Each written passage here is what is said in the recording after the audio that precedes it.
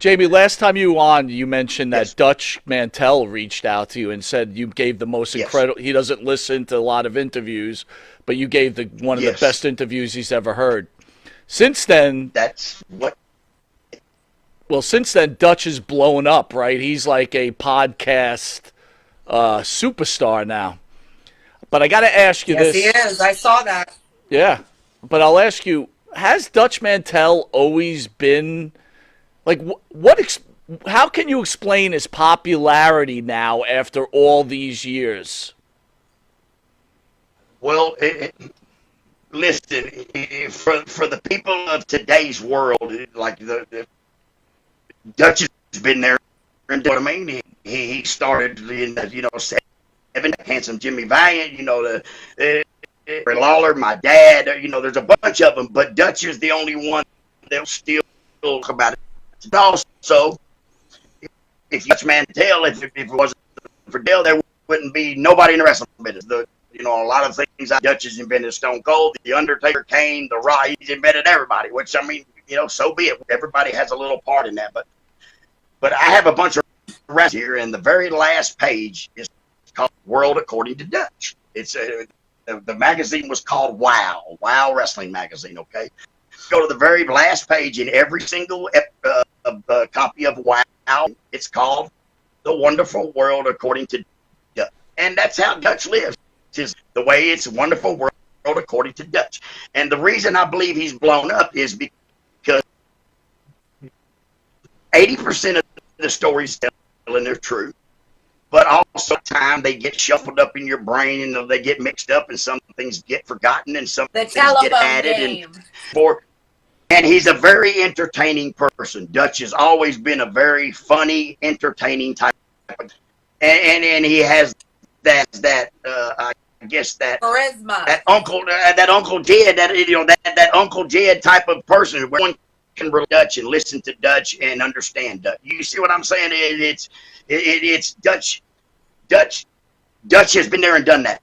Believe it. Dutch has been through all the companies. Dutch started. Pafo started. He was in that ICW. He was in. Dutch has been everywhere, and Dutch has earned it. And Dutch has made a lot of money in the wrestling business. Dutch was always been my hero because he was the only ever told on me, and all the other wrestlers be not intentionally knowing I was going to get my ass kicked. Because in the wrestling business, it's called a rib. In the dope world, they call it rat. You're a rat if you tell on people, but in the wrestling business, it's called a rib. So I guess it's. But Dutch also.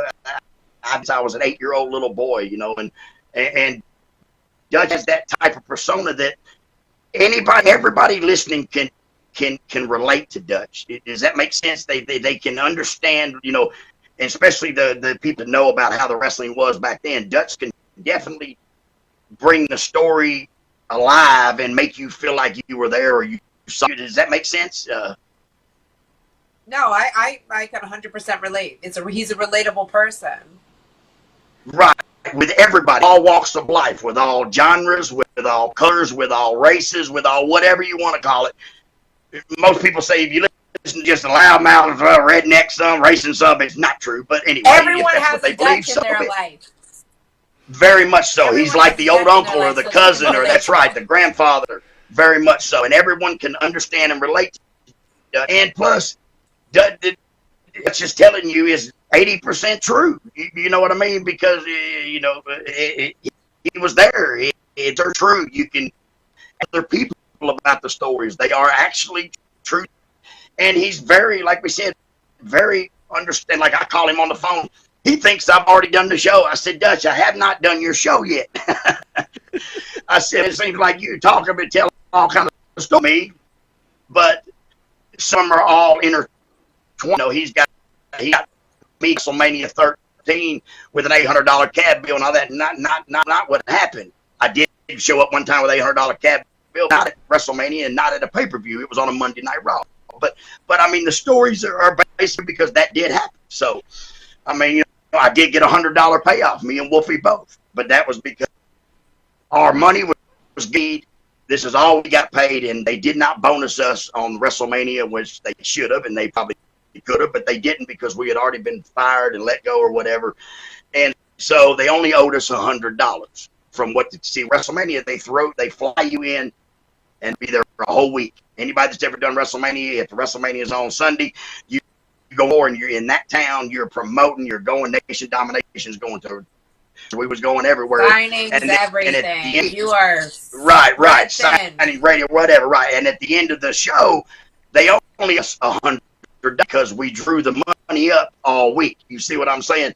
So our payoff was our payoff, but it wasn't because they were saying "fuck you, Jamie Wolfie." It was because our contract stated we got a certain amount of money on every show, 5 shows a month. We had 5 shows a month. The rest we wanted. And so they only owed us $100. So true, we got a $100 payoff, but the reason Dutch says we got it is not how it went. We didn't get it because Vince hated us and I had a $800 cab bill. It wasn't quite like I did have an $800 cab bill. Challenge Ken Shamrock, but that was on a Monday Night Raw show, and that was a couple months before WrestleMania. So, but I mean, now I have a quick question. Sure. This is one jailbird to another jailbird. What did you go to jail for? Because I got mugshots out there. Yeah, I have my bird pulls up all the time. She said, "Daddy, she said, Daddy, do you know that you are on famous people's mugshots?" I said, "No, I didn't know that."